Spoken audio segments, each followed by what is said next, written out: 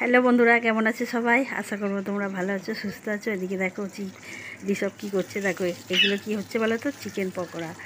তো এখন প্রায় রাত 11টা, সাড়ে 11টার মতো বাজে। আর আমি পেঁয়াজি ভেজেছি, আর ছেলে আর হাজব্যান্ড বলছে চিকেন পকোড়া খাবে।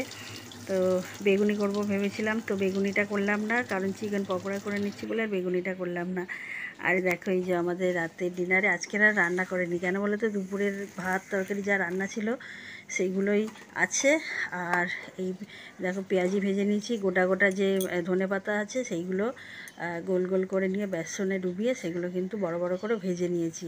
আর সঙ্গে চিকেন পকোড়া, আর দুপুরে রান্না করেছিলাম ভাত ডাল তরকারি সেগুলো আছে। আর এখানে দেখো হাজব্যান্ড কিন্তু ওই এনেছে, কি মিষ্টি বলো তো, এটা হলো দানাদার। দানাদার খেতে আমরা সবাই ভীষণ পছন্দ করি, তো হাজব্যান্ড নিয়ে চলে এসেছে, তো আমি একটু ভেঙে খেয়ে নিলাম, আর এসবও খাবে। ঠিক আছে, আজকে এইটুকুই তোমাদের সঙ্গে শেয়ার করে নিলাম।